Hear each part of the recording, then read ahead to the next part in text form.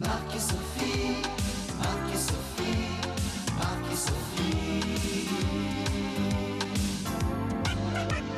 Marc et Sophie ont lancé comme un défi amour, tendresse, câlin et fantaisie. Marc et Sophie, leurs parents, leurs amis, leurs animaux et toute la compagnie. Entre un anniversaire, un album de BD, une maquette de corsaire, Marc est très occupé.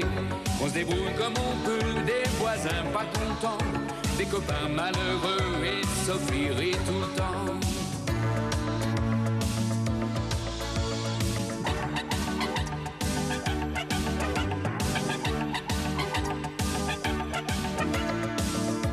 Leur vie c'est un petit peu comme la nôtre aujourd'hui, quelque chose de nous deux, soleil et jours de pluie. Marc et Sophie ont lancé comme un défi amour, tendresse, câlin et fantaisie.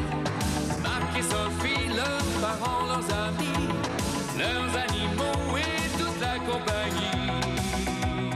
Marc et Sophie, Marc et Sophie, Marc et Sophie. Marc et Sophie, Marc et Sophie. Monsieur? Monsieur?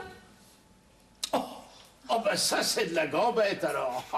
Et non, si les jambes du pont de l'Alma avaient ces courbes-là, ben, je serais prêt à faire le zouave pour m'y accrocher. Je croyais mort. Ah, toi tu dois être une petite rigolote, hein. Toujours avoir le bon côté des choses. C'est la déformation professionnelle. À force de recevoir les malades, bah... Ah, c'est toi le toubib. Presque. La secrétaire. Ah bah tu vas m'avoir la rencard alors. Pour vous? Non, pour boule de suie.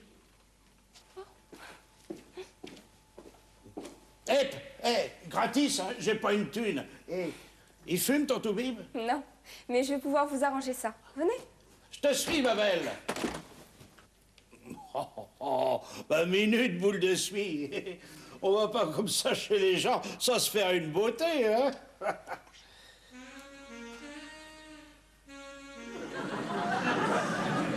Bien, docteur, je fais entrer. Bah, on y va.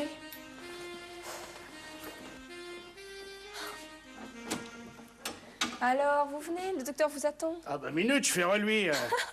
Ouais, te marre pas, gamine. Mes pieds, c'est mon automobile. C'est ma Ferrari à moi. Il faut que je les bichonne. Les copains m'appellent Bel-Ongle. Pour voir un toubib, faut tout de même être présentable, hein. Allez, tu viens, boule de suie? Eh ben, c'est pas brillant, hein. Des puces, des tiques, des teignes. Il était temps que vous me la meuniez, hein. Ah ben, c'est pas moi, c'est lui qui a voulu venir. Il a bien fait, parce que je vous fais pas mes compliments. Laisser un animal dans cet état-là, c'est criminel. Ah ben, m'engueulez pas, j'y suis pour rien, moi.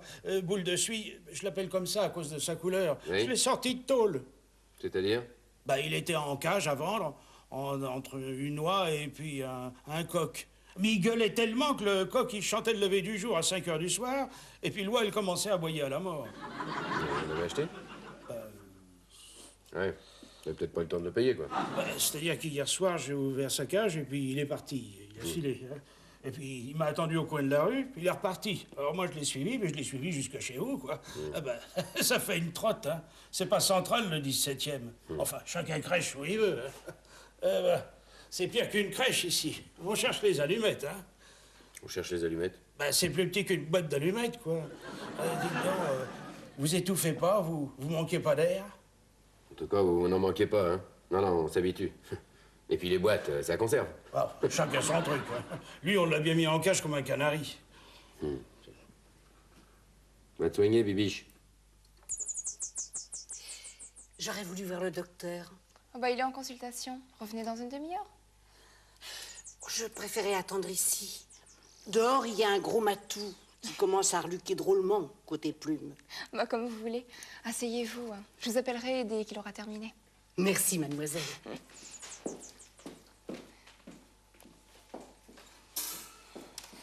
On est bien reçus ici, hein? Ah, je vous comprends, hein? Moi non plus, j'ai jamais aimé les chats. C'est curieux qu'il soit venu ici, parce que je l'ai jamais soigné auparavant, lui. Bah, vous devez avoir une bonne réputation chez les clébards, hein? Sûrement, oui. Vous avez vu, il en a qu'une. Il en a qu'une? Oui, il est mal qu'à moitié. Ah bon? Ah bah oui, il a qu'un testicule.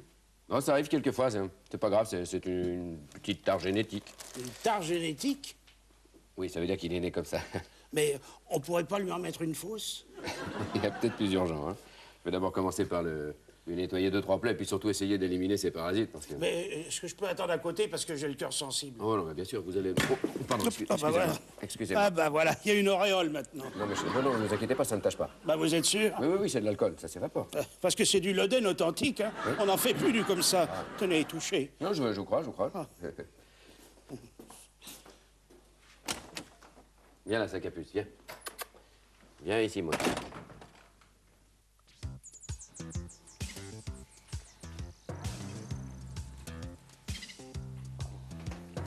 Oh. Mais comment tu veux que je pionce si tu bouges tout le temps? Eh, fais attention, hein. Tu froisses. C'est ça. Va t'es allé plus loin, sans gêne. Il me rappelle Jules. La même mauvaise humeur. Et les bretelles.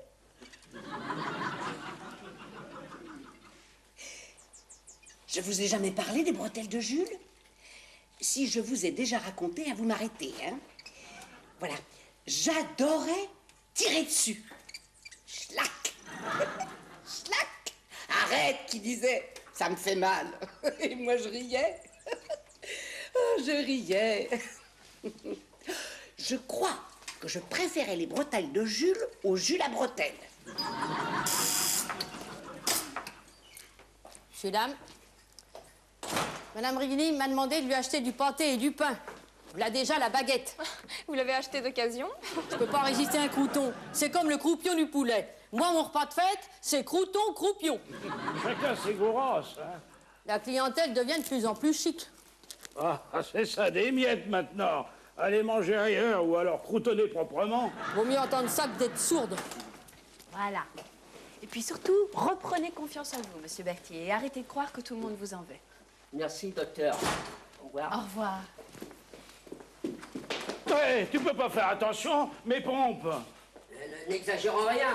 Ce ne sont pas les chaussures de luxe. Alors, ben ça, vous l'avez entendu, ce mocasseur rétréci, il en fait des Watson authentiques, Made in London, Watson, bottier de la famille royale, depuis 1642, oui, monsieur. Il y a 17 ans que je les ai, et c'est pas une demi-pointure qui va me les abîmer.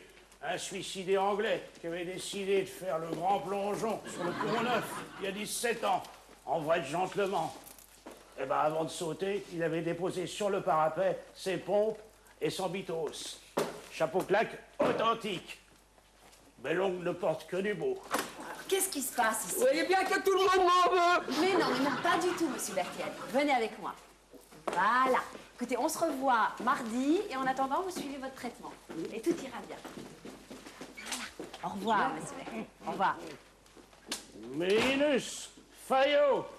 Bon, je crois que j'arrive à point, moi. Vous venez avec moi, monsieur? Moi, ouvre les bras, ma belle, j'arrive. Ah, je suis pas d'accord du tout, alors. Écoutez, je suis médecin et je sais de quoi je parle. C'est une question d'assistance à personne en danger. Je suis pas en danger. Ah oui, ah bah pas vous, mais alors moi, oui. Je suis en danger d'asphyxie. Et puis je refuse de soigner un patient qui ne soit pas propre. Voilà. Et à Gouran, je suis venu pour boule de suie. Regardez un peu. Il y a boule de suie qui perd sa suie, il déteint. Oh. Fais voir. Ah bah, on dirait de la peinture. Ouais, enfin, quoi que ce soit, je vais lui faire prendre un bon bain avec un antiparasitaire, il est beau et de plus. Il doit pas être le seul. Venez avec moi, on va aller dans la salle de bain. Toi, tu laves dans la cuisine, moi je vais prendre la salle de bain. Ok, docteur. Allez. Mais qu'est-ce que c'est que ça, une salle de bain? Vous vous fichez de moi? Ouais, non, c'est vrai, il y a des choses comme ça. On en a entendu causer sans les voir. Bah, c'est comme les soucoupes volantes, tiens. Oui, c'est ça, c'est ça. Eh bien, en route pour la planète Mars, c'est les petits hommes verts.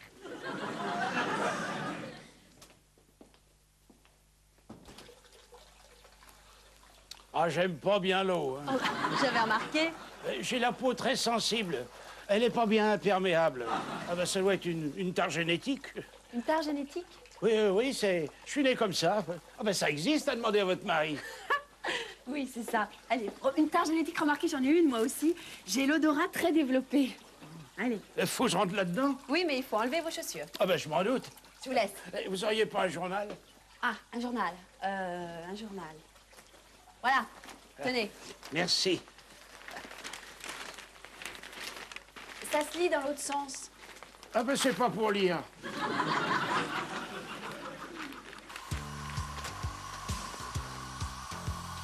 Voilà.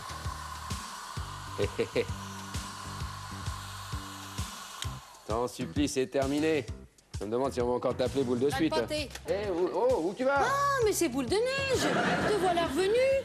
Oh, je vous avais parlé de boule de neige. Le chien perdu qui venait manger tous les jours chez vous? Pas perdu pour tout le monde, faut croire. J'avais vu un type qui rôdait et qui essayait d'attirer le chien. Et puis un matin, plus de type, plus de chien, ma bouboule.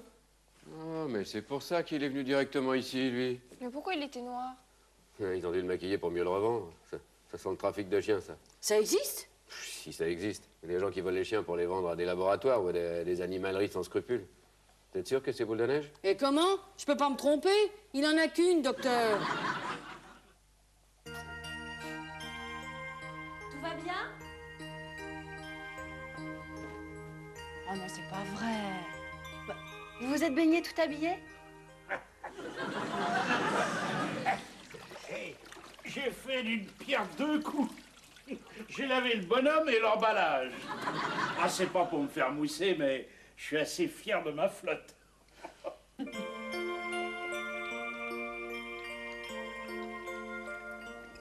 De l'eau tous les matins, des graines, une petite maison bien aérée. Ah, ils ne se rendent pas compte de la chance qu'ils ont. Alors que tant de petits oiseaux meurent de froid et de faim dans le monde. Ils n'ont jamais eu du mouron à se faire. Je leur en donne tous les jours. Et qu'est-ce qu'ils ont? Eux? Oui? Oh, mais rien. Ils se portent comme des pinsons. C'est moi qui vais pas bien, docteur. Je fais un peu de neurasthénie. Ah bon? J'ai personne à qui parler. Et vous me les avez amenés pourquoi? Pour qu'ils s'ennuient pas tout seuls à la maison. Je les emmène partout avec moi. Au marché, à la poste, chez le coiffeur. Les gens trimballent bien leurs chiens. Pourquoi ne pourrait-on pas promener ces oiseaux? Eh oui, pourquoi? J'ai dû faire couler un deuxième bain, l'obliger à se déshabiller et le frotter au gant de train. Il a pas aimé, alors il boude. Si j'aurais su, j'aurais pas venu. Ben oui, et ses vêtements sont pas prêts d'être secs. Alors je lui ai proposé un petit costume, mais il a pas voulu. Quoi? Non, il a pas voulu. C'est pas assez authentique. Oh, tu sais, il a des principes, bel ongle. Oh, enfin, la concierge m'a dit qu'elle avait une idée. Non, moi aussi, j'ai une idée. Tiens, j'ai invité à dîner une dame qui s'ennuie. Une dame? Oui. Elle était venue pour faire soigner ses calories, enfin, c'est ce que je croyais. En fait, ce sera plutôt une patiente pour toi. Oh là là, mais... Ça te chatouille? Ça vous chatouille ou ça vous gratouille? Ouais. Tu vois où ça mène de soigner des chiens pleins de puces? Ou de jouer les bonnes âmes auprès des clochards. Hein. Ouais. J'ai demandé au colonel, il va réfléchir à la stratégie. Ça commence à jaser dans le quartier, hein. Depuis qu'on a repéré le clochard dormant cette nuit dans la cour et qu'on l'a pas vu sortir d'ici. Vous comprenez? Il a pas le profil, comme on dit maintenant. Tiens, la réponse du colonel. Formidable! On a reçu notre message 5 sur 5. Ah oui, oui. Oh. Eh bien, elle est longue, sa réponse. Alors, qu'est-ce que c'est?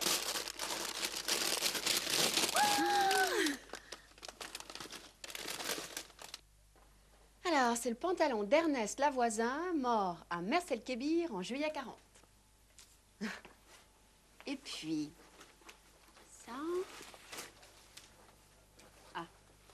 Alors ça, c'est la veste d'Alphonse Pitou, mort en Indochine en mai 46. Voilà. Ça, c'est de la frusque authentique, hein. Oui.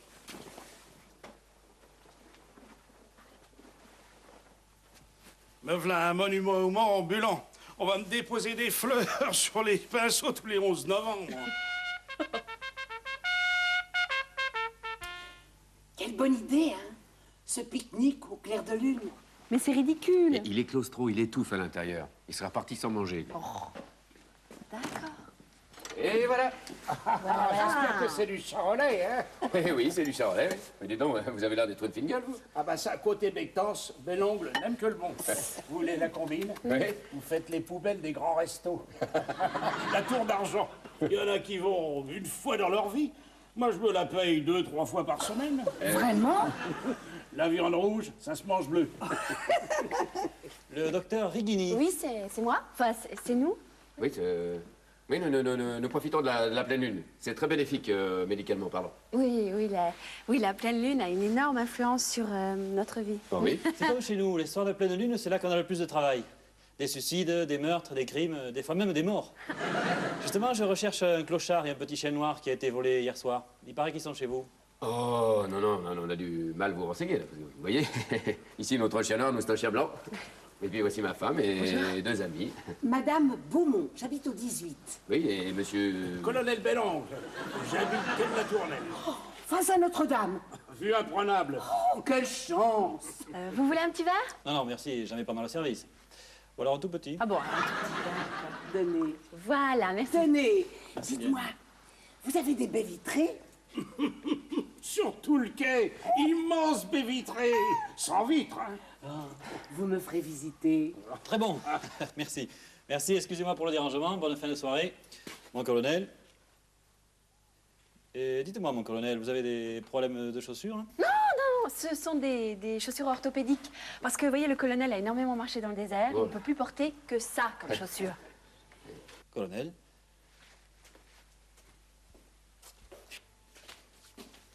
Ah, j'ai cru que t'allais passer la matinée dans ton bain. Alors, le capitaine a quitté son navire? Un regret. Ouais, l'oiseau aussi s'est envolé.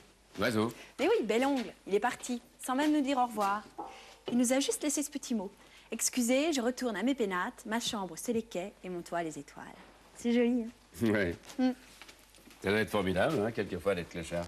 Ouais, La liberté, les étoiles, les péniches qui passent sur la Seine. ouais, pas d'impôts à payer. Les gens qui promènent leurs chiens. Chien jamais malade, bien Ah, bah, entendu. bien entendu. Bien entendu. Oh là là, j'ai débordé.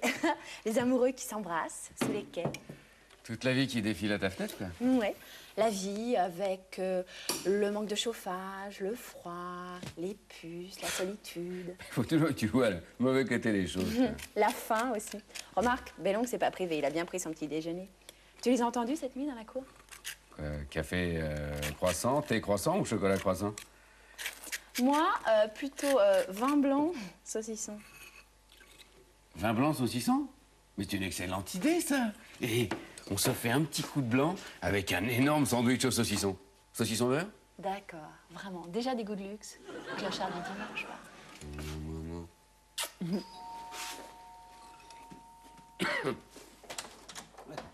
Je crois que vous aimez les bateaux. Oui. Les grands Augustins, il y a un peintre qui est jamais content de ses toiles. Tous les matins, il en jette une ou deux par la fenêtre. Ah bah je vous remercie, c'était un très beau cadeau. Pour vous remercier. Oh, merci, c'est gentil, il fallait pas. Ça vient de la poubelle d'Emilio Roba, le grand fleuriste. Même ce qu'il jette, hein, c'est du beau. Bon, je file à Gérard. Merci. Oh, au fait, je vous ai amené un pot ou deux. Hein. Si vous pouviez aussi faire quelque chose pour eux. Bien sûr. Évidemment.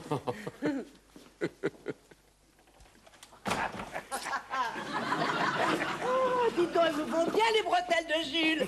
Ça fait mal, hein? Colonel Bellongle, là.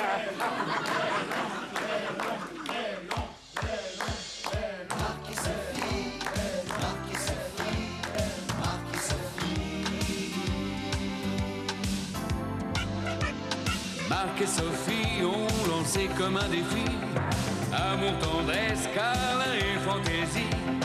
Marc et Sophie, leurs parents, leurs amis, leurs animaux et toute la compagnie. Entre un anniversaire, un album de BD, une maquette de corsaire, Marc est très occupé.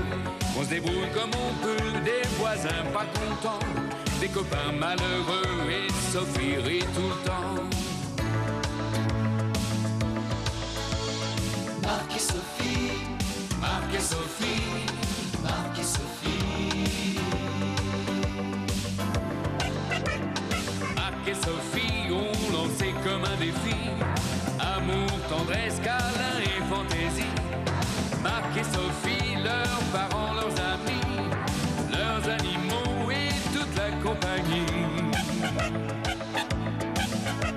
entre deux téléphones, les courses et la maison. Un rendez-vous qui sonne, on écoute une chanson. Chacun fait ce qui lui plaît, du saxo, du yoga. Mais on joue en secret la scène du toi et moi.